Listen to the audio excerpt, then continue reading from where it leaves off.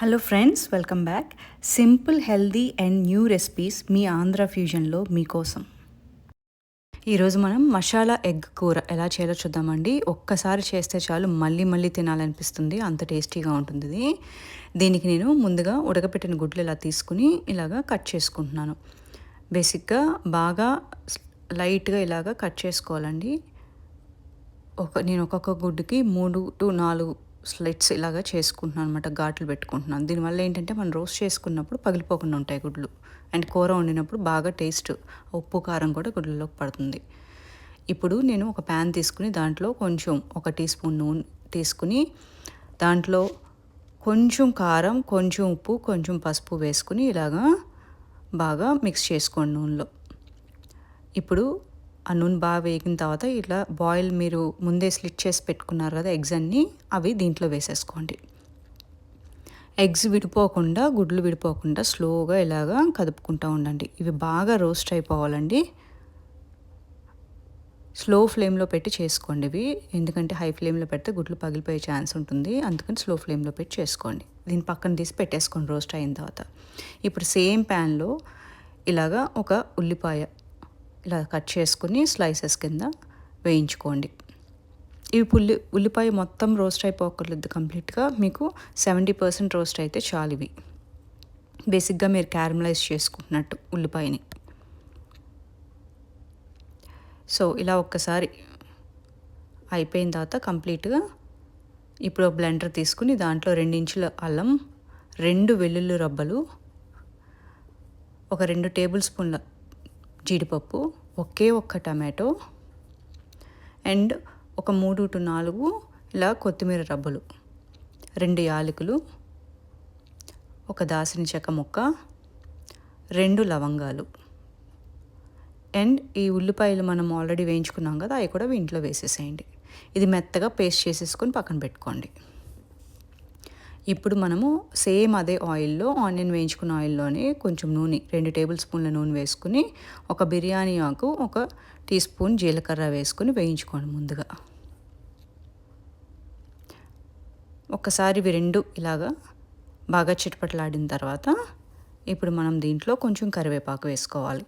ఒక రబ్బ కరివేపాకు అయితే సరిపోతుందండి, చాలా మంచి ఫ్లేవర్ వస్తుంది ఇది కూరకి. ఈ కరివేపాకు కూడా చిటపటలాడిన తర్వాత దీంట్లో ఒక మీడియం సైజ్ ఉల్లిపాయ ఇలాగా చిన్న చిన్న ముక్కలు బాగా కోసుకుని వేసుకోండి. పచ్చిమిరపకాయలు ఇక్కడ నేను 3 to 4 పచ్చిమిరపకాయలు వేసుకుంటున్నాను, మీ కారాన్ని బట్టి వేసుకోండి. అండ్ ఉప్పు తగినంత వేసుకోండి. ఇక్కడ మీరు ఎంత తినేటట్టయితే ఉప్పు అంత వేసుకోండి. మూత పెట్టేసి ఇప్పుడు ఆనియన్ని బాగా వేగిపోనివ్వండి. Onion colour మారిపోవాలండి. ఒక 7 to 8 నిమిషాలు పడుతుంది అన్నమాట. ఇక్కడ చూసారు కదా ఎలాగా ఆనియన్ కలర్ మారిపోయిందో. ఇలాగా ఆనియన్ కంప్లీట్గా కుక్ అయిపోవాలి. ఇప్పుడు దీంట్లో మీరు ముందుగా చేసి పెట్టుకున్నారు కదా ఆనియన్ టమాటో మసాలా పేస్ట్, అది వేసేసుకోండి. మొత్తం పేస్ట్ అంతా దీంట్లో వేసేసుకోండి. వేసేసుకుని దీన్ని బాగా కలుపుకోండి. ఇప్పుడు ఆ మిక్సీ జార్ పక్కన పెట్టారు కదా, దాంట్లో అది అలాగే పెట్టుకోండి. దాంట్లో కొంచెం 1/4 కప్పు నీళ్ళు అలా పోసుకొని పెట్టుకోండి, పడేయమాకండి దాన్ని. ఇప్పుడు దీంట్లో 1/2 టీ స్పూన్ పసుపు, 1 టీ స్పూన్ ధనియాల పొడి, కారం మీకు తగినంత. ఇప్పుడు నేను ఇక్కడ 1 టీ స్పూన్ కారం వేసుకున్నానండి. మీరు కొంచెం తగ్గించి వేసుకుంటానంటే వేసుకోవచ్చు, ప్రాబ్లం లేదండి. మీరు కారం తక్కువ తింటారంటే కొంచెం తక్కువ వేసుకోండి. ఇది బాగా మిక్స్ చేసేసుకొని మసాలాలన్నీ పట్టేటట్టు ఈ పేస్ట్కి బాగా మిక్స్ చేసేసుకోండి. దీనికి ఇప్పుడు మూత పెట్టేసేసి ఒక 3 నిమిషాలు దీన్ని ఉడకనివ్వండి. ఇలాగా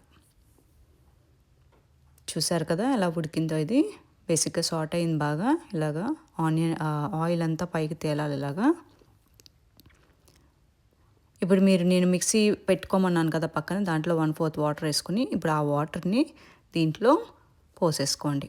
ఆ 1/2 కప్పు నీళ్ళు వాటర్ని దీంట్లో పోసేసుకోండి.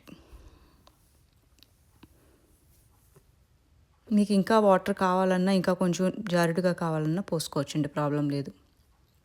అండ్ దీంట్లో ఇప్పుడు ఆ రోస్ట్ చేసిన ఎగ్స్ ఉంటాయి కదా, అవి వేసేసుకొని ఇది ఎక్కువ కదిపేయకుండా నెమ్మదిగా ఎగ్స్ పైన ఇలా గ్రేవీ వేసుకుంటా నెమ్మదిగా కదుపుకోండి, ఎందుకంటే గుడ్లు విడిపోకుండా బేసిక్గా. అండ్ మళ్ళీ మూత పెట్టేసి దీన్ని ఒక 4 నిమిషాలు దీన్ని ఉడకనివ్వండి.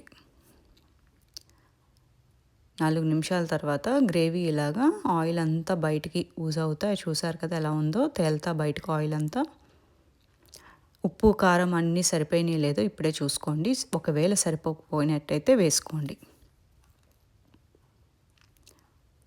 ఒక్కసారి ఇలాగ స్లోగా కదిపిన తర్వాత మీరు ఇప్పుడు ఒక అర టీ స్పూన్ గరం మసాలా ఇలా జల్లండి. అర టీ స్పూన్ మొత్తం ఇలాగా కూర అంతా జల్లండి. జల్లి స్లోగా దీన్ని కదుపుకోండి. ఆ గరం మసాలా అంతా ఈ గ్రేవీలో మిక్స్ అయ్యేటట్టు. ఎక్కువ కదిపేయద్దండి, ఎందుకంటే ఎగ్స్ చితికిపోతాయి. ఇప్పుడు మీరు సన్నగా తరిగిన కొత్తిమీర అలా పైన జల్లుకోండి. అంతేనండి. ఇది అన్నంలోకి కానీ చపాతీలోకి కానీ చాలా బాగుంటుంది. ట్రై చేసి ప్లీజ్ నాకు మీ ఫీడ్బ్యాక్ కమెంట్స్లో ఇవ్వండి. థ్యాంక్ యూ వెరీ మచ్ అండి.